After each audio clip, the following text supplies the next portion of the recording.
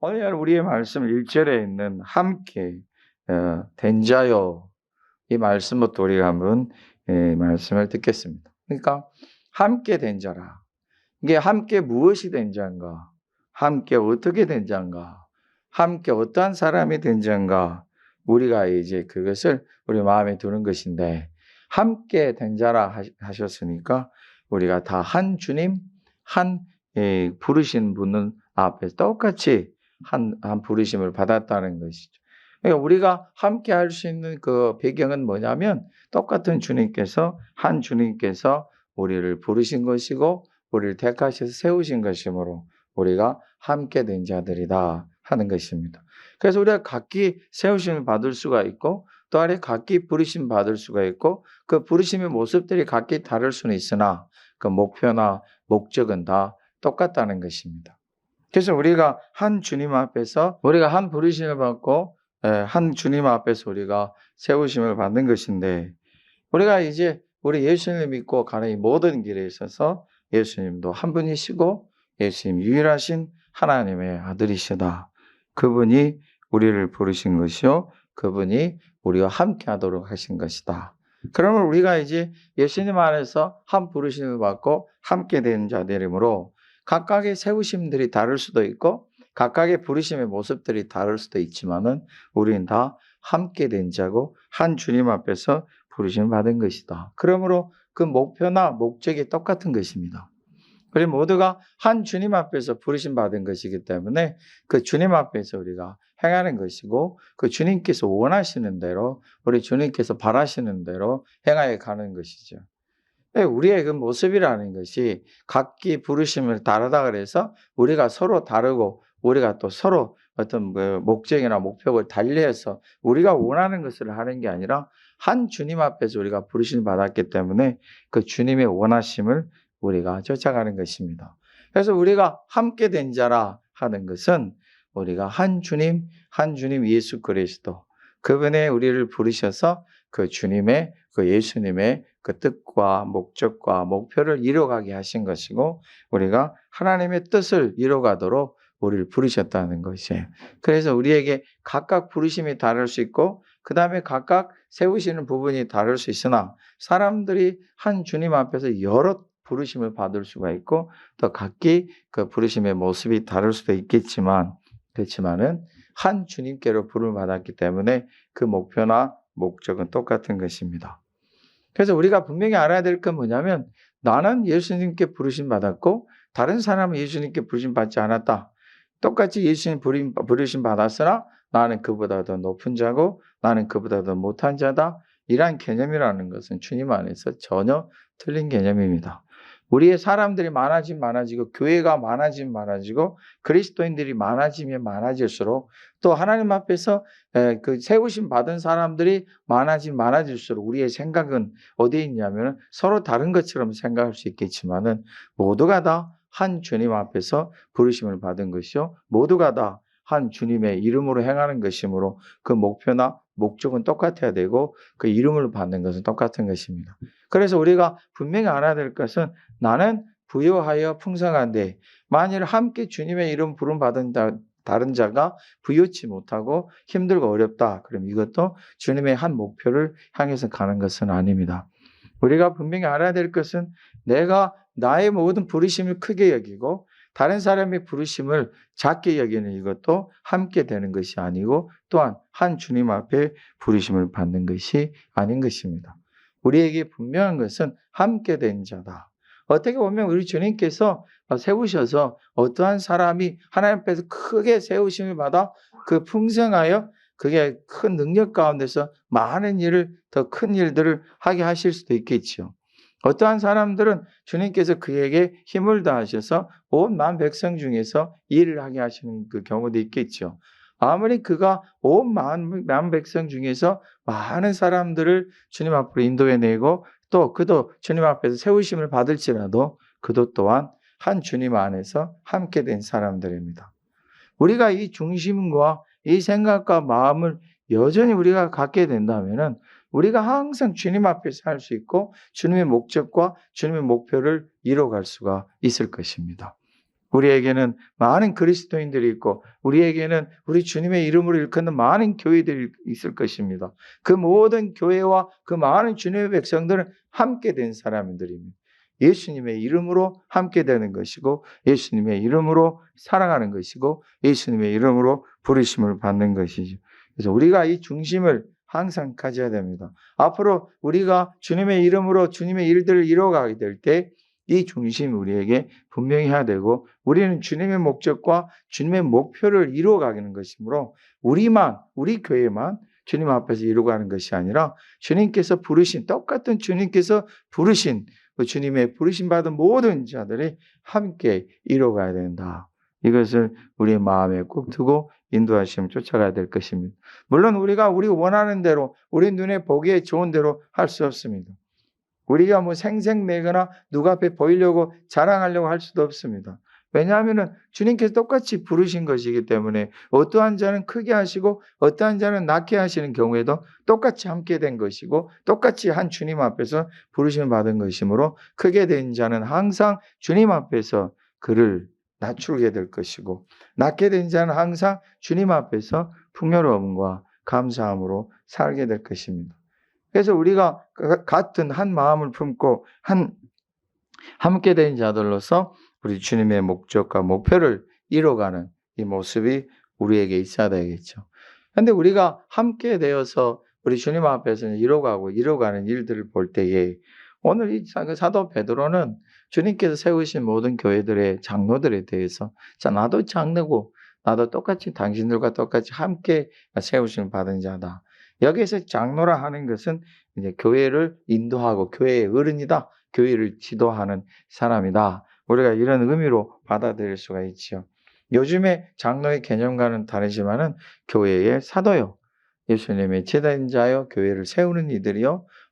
교회를 힘있게 하는 주께서 구별하여 세우신 사도들이죠.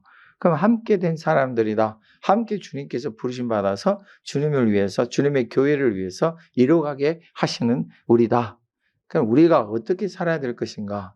우리에게는 똑같이 두 가지의 일들을 우리가 할 것인데 하나는 예수님의 그 고난의 증인들이고 하나는 우리가 나타날 영광에 참여할 사람들이다.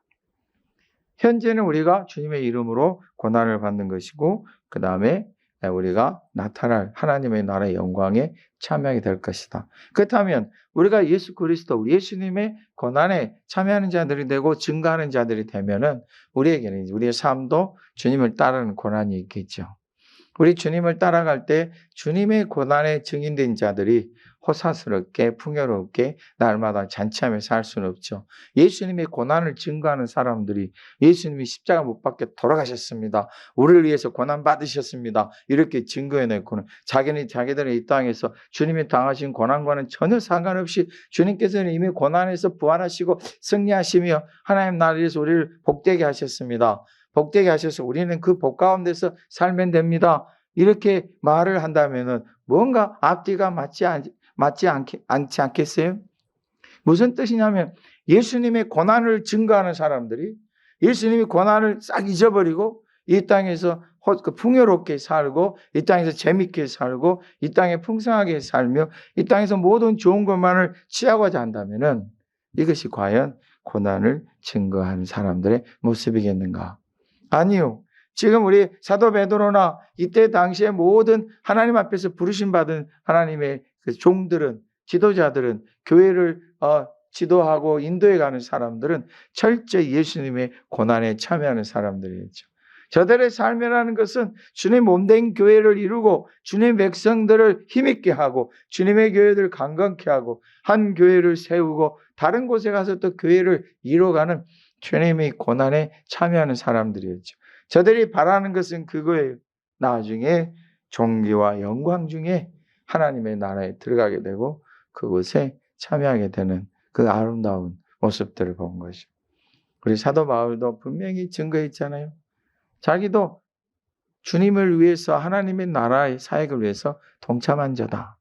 동참한 자나 내가 하나님 앞에서 부끄러운 자가 되어 어리석은 자가 되어 나를 자랑한다면 나도 예수 그리스도의 우리 예수님의 고난에 참여한 사람이고 나도 예수님의 흔적을 가진 사람이다. 여러분, 앞으로 우리의 모든 삶이 이런 모습을 지니합니다. 우리는 예수님의 고난을 증거하는 사람들이에요. 예수님께서 우리를 위해서 십자가 못 박혀 돌아가시고 그토록 고난을 받으셔서 온 인을 구원하셨다 하는 복음을 전해. 복음은 기쁜 소식이에요. 예, 맞습니다. 복음은 우리를 구원하시는 소식이고, 우리를 회복시키는 소식이고, 우리를 치료하는 소식이고, 우리를 강건케 하시는 소식이고, 우리를 복되게 하고 풍성하게 하는 소식입니다. 그러나 여러분, 우리가 주님의 고난에 참여하는 증인들이 한다면은 우리가 주님의 삶을 따라가는 모습이 저와 여러분들에게 있어야 하는 것입니다. 우리가 우리 주님 안에서 하나님께서 복되게 하심으로 크고 풍성하게 하실 때 우리는 여전히 우리 주님을 따르는 사람들인 것입니다.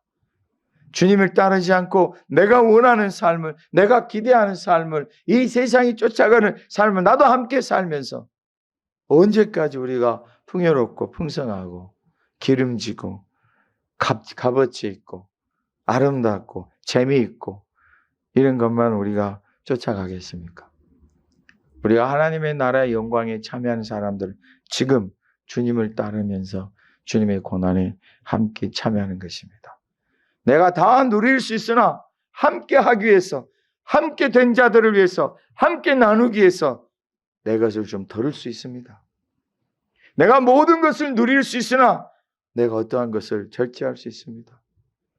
내가 모든 것에 풍요롭고 호사스럽게 살 수 있으나 내가 그것을 덜어냅니다. 함께 되고 함께한 사람들, 주님 안에서 주님의 고난을 증언한 증거자들이고 주님의 고난에 참여하는 하나님의 백성들은 스스로 자기들을 덜어내는 것입니다. 이것이 우리의 삶 속에 있어야 할 줄로 믿습니다. 우리가 이러한 원칙을 가지고 살아갈 때에 예, 맞습니다. 우리에게 하나님의 약속이 있죠. 우리가 4절의 말씀 보면은 영광의 관을 얻을 것이다. 5절의 말씀 보면은 은혜를 주시느니라. 6절의 말씀 보면은 너희를 높이시리라. 7절의 말씀 보면은 너희를 돌보시니라. 우리가 이 땅에 살아가면서 하나님의 나라를 사모해 갈 때 하나님 나라에서는 영혼의 영광의 관이 예비되어 있다. 우리가 그걸 얻을 것입니다. 우리가 하나님의 나라에서 영광의 관, 존귀와 영광 중에 참여하고 그 나타날 사람들이 될 것입니다. 그럼 우리가 하나님 나라를 향해 가는 동안 주님께서 우리에게 약속하신 것이 뭡니까? 은혜를 주실 것이다. 하나님은 우리를 은혜를 주셔서 그걸 이루어가게 하실 것입니다. 하나님 우리를 때로 높여 주실 것입니다. 우리 하나님 우리를 돌봐 주실 것입니다. 이것이 주님을 따라 살아가는 사람들에게 약속하신 것입니다. 예, 맞습니다.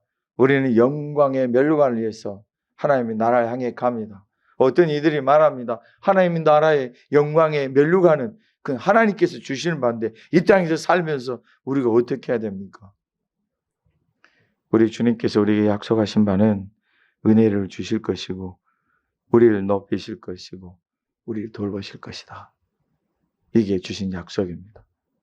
그래서 우리는 예수님의 고난에 참여하는 것을 주저하지 않는 것입니다. 여러분, 고난이라 그래서 예수님께서 지신 십자가의 고난을 생각하지 마십시오. 우리 주님이 지신 십자가, 우리 제자들에게 주님께서 우리가 지난번에 말씀드렸지만 너희들이 내 잔을 마시겠느냐? 내가 마시라는 잔을. 예, 마실 수 있습니다. 너희들이 마시려니와 너희들에게 내 우편과 좌편을 주신 것은 하나님의 하시는 것이다. 아버지께서 결정하신다. 여러분, 어떻게 보면 우리가 주님이 마신 주께서 마시셨던 그런 잔을 우리가 다 마실 수 있을 것처럼 생각하지만 그거는 우리 주님께서 주님이 홀로 다 감당하신 거고 우리도 주님처럼 십자가를 지고 가야 되는데 내 십자가지 주님이 지셨던 십자가를 우리가 감당할 수 없습니다.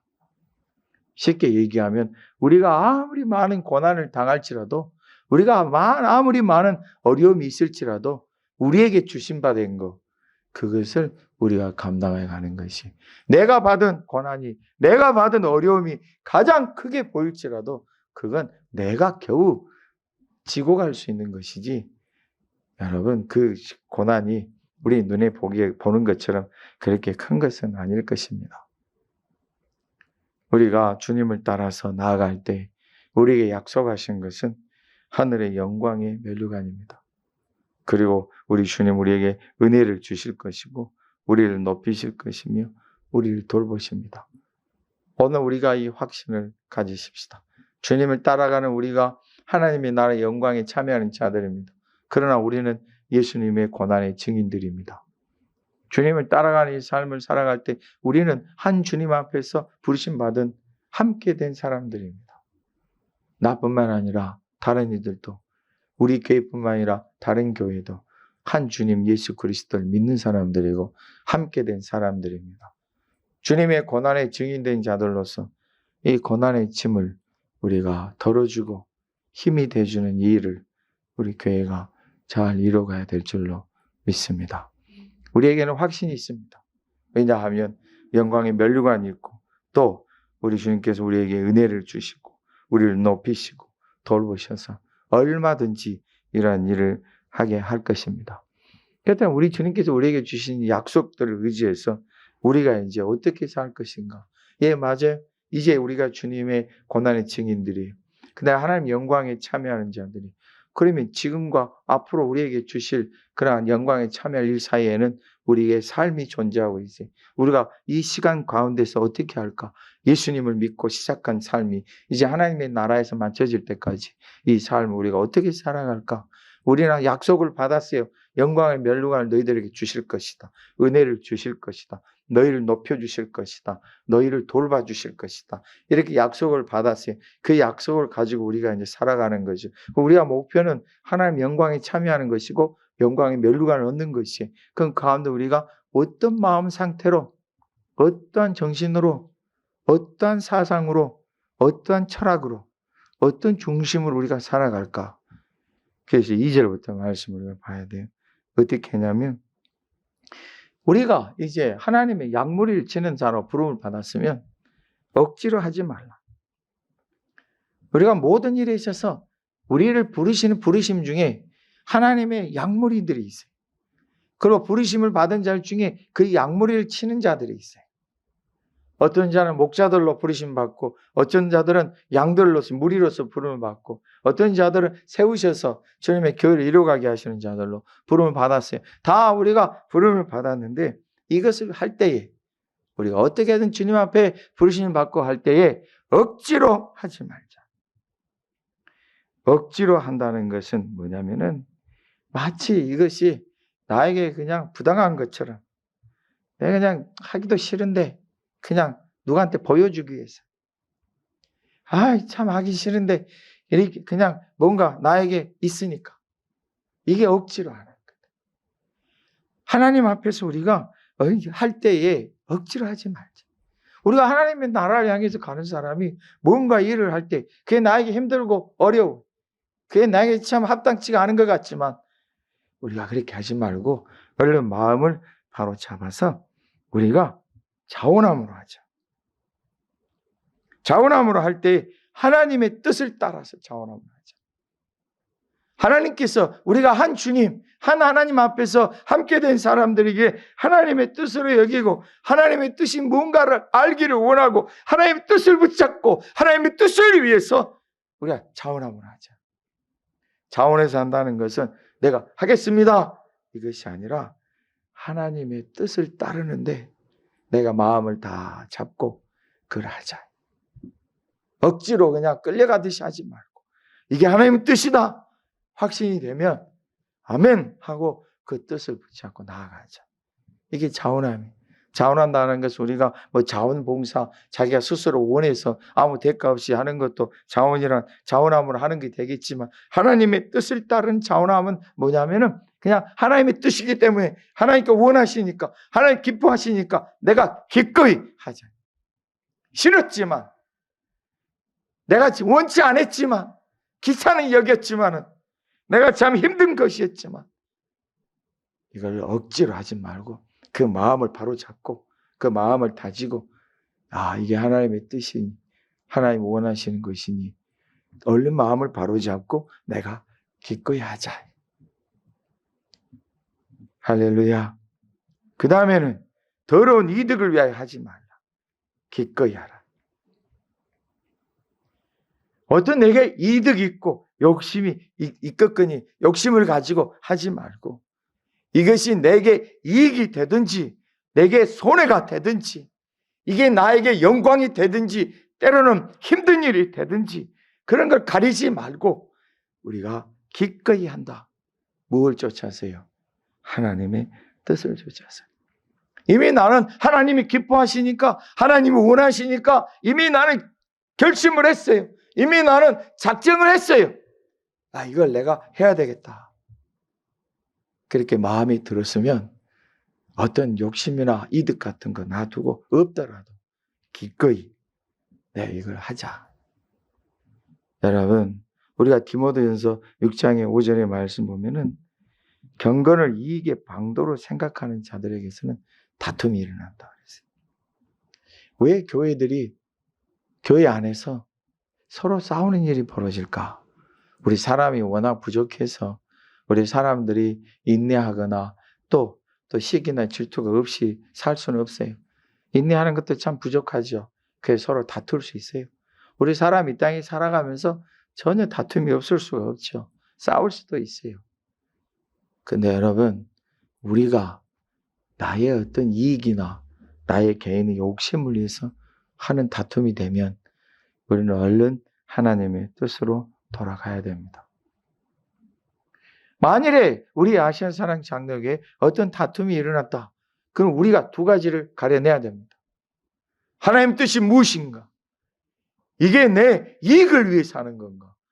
일단 주님 안에서 주님의 교회 안에서 내가 만일 내 이익을 생각한다면 그거는 더러운 이익이 됩니다. 어떤 내 욕심을 챙기기 위해서 어떤 내 뜻을 이루기 위해서 할 수는 없습니다. 하나님의 뜻을 찾아야 됩니다.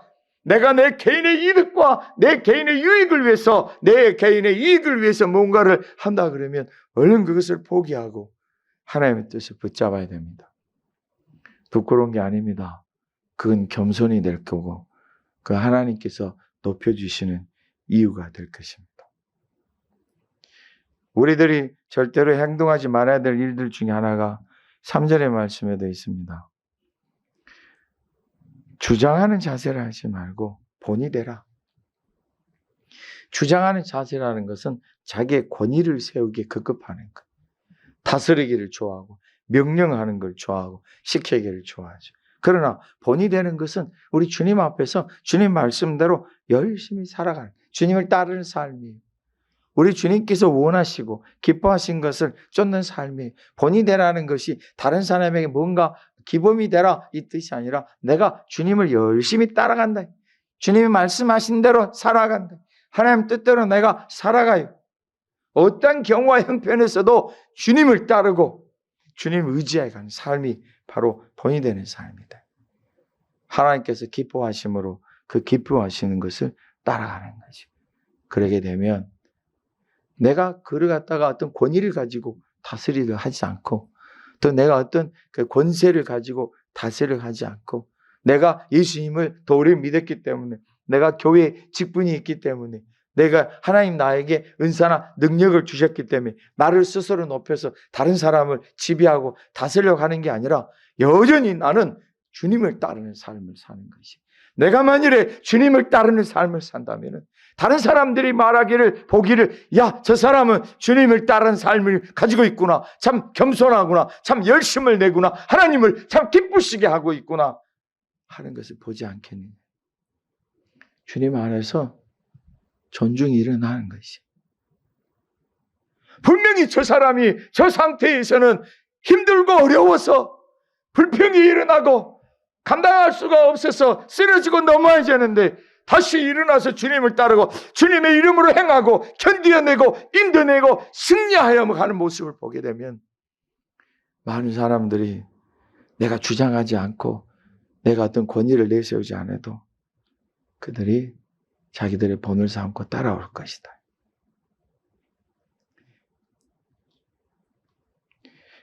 우리에게는 목자장이 계십니다. 그분이 위로해 주실 것입니다.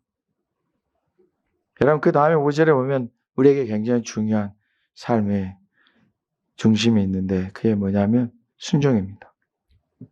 그리고 다 서로 겸손으로 허리를 동이라. 할렐루야. 우리 하나님은 교만한 자를 대적하십니다. 하나님이 대적하시는 자가 어찌 존경을 받을 수 있겠습니까? 겸손한 자들에게는 은혜를 주십니다. 오늘 우리에게 말씀하시기를 다 예외 없습니다. 저나 여러분 모두입니다. 다 겸손으로 허리를 동이자. 아예 우리의 허리를 겸손으로 동이고 하자. 왜냐하면 하나님은 겸손한 자에게 은혜를 주시기 때문입니다.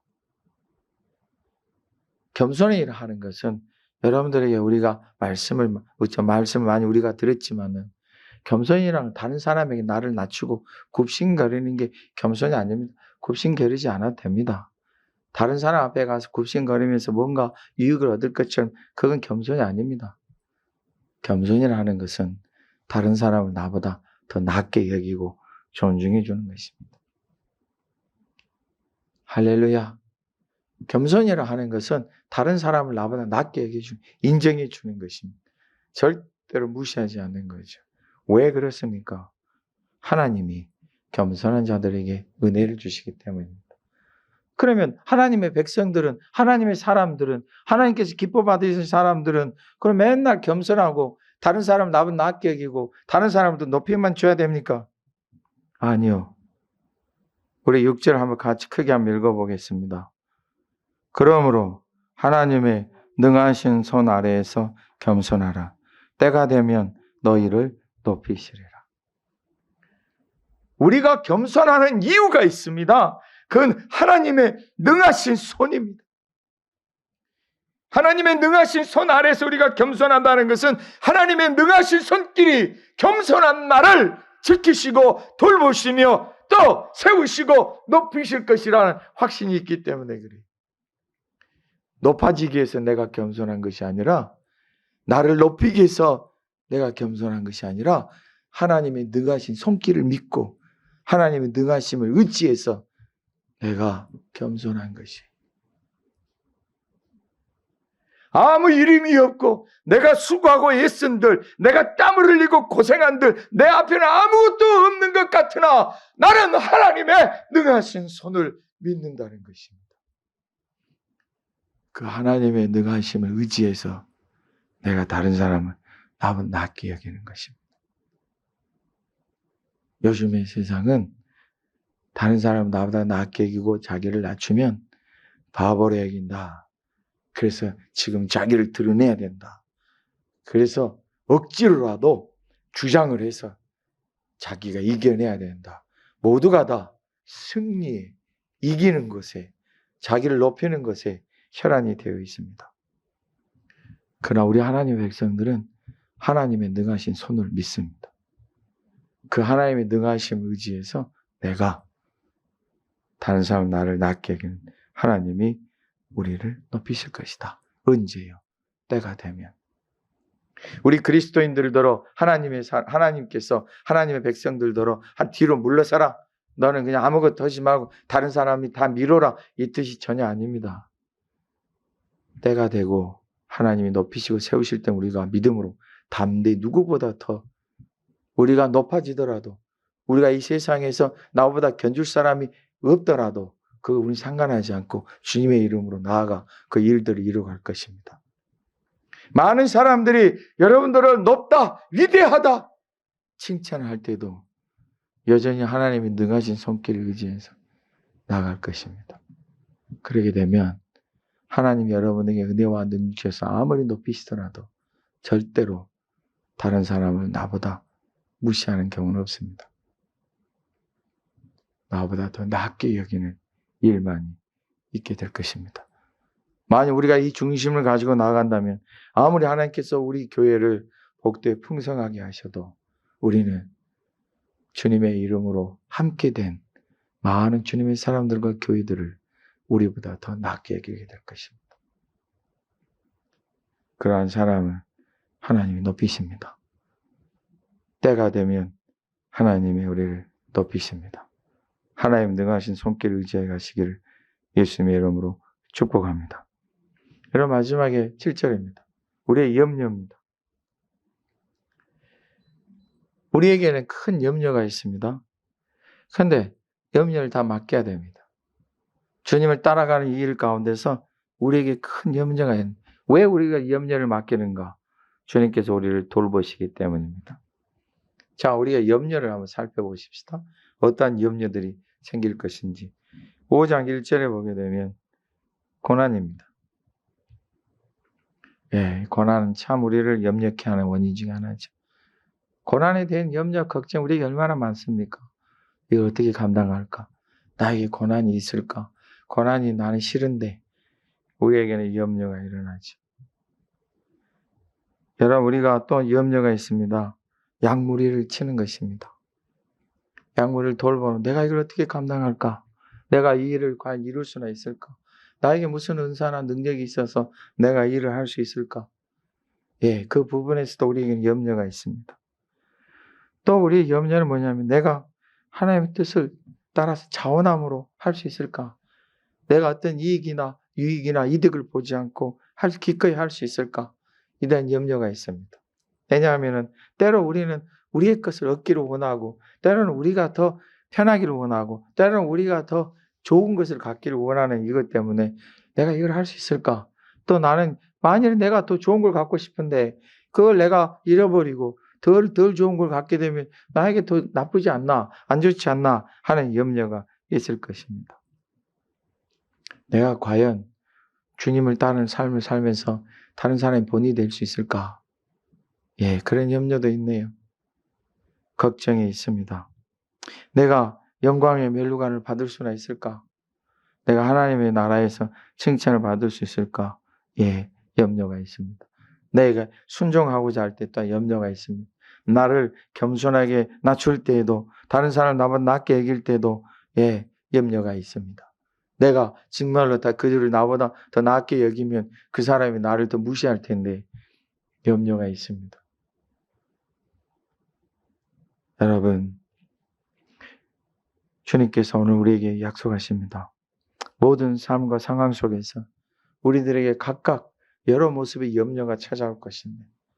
오늘 말씀하십니다. 따라서 한번 해보십시다. 너희 염려를 다 주님께 맡기라. 우리 주님께서 오늘 우리를 초대하십니다. 우리의 모든 염려를 다 맡기라. 이유가 뭡니까? 주님께서 우리를 돌보신다. 돌보신다는 것은 무슨 의미인지 알고 있습니다. 내가 아무것도 할 수 없을 때, 갓난아이처럼 아무것도 할 수 없을 때 돌보는 손길 때문에 그 아이는 무럭무럭 자랄 것입니다. 내가 힘이 없을 때 능하신 손길이 우리를 돌보실 것입니다. 그것이 은혜로 돌보실 것입니다. 높이 세우셔서 돌보실 것입니다. 때에 따라서 공급하여 주시고 세우시며 힘주셔서 돌보실 것입니다. 나에게 부족하여 아무것도 없고 나는 맨날 잃어버린 거고 손해버린 것처럼 보이나 우리 하나님의 돌보심이 나를 높이시고 세우시며 힘있게 하시고 존귀케 하실 것입니다. 오늘 우리 주님의 약속을 마음에 두십시다. 영광의 멸류관입니다. 은혜를 주십니다. 우리를 때가 되면 높이십니다. 그리고 돌보십니다. 그 안에서 우리가 함께 된 자들로서 한 주님 앞에 부르심 받은 자들로 기꺼이 자신들을 들여 행하여 가시기를 예수님의 이름으로 축복합니다.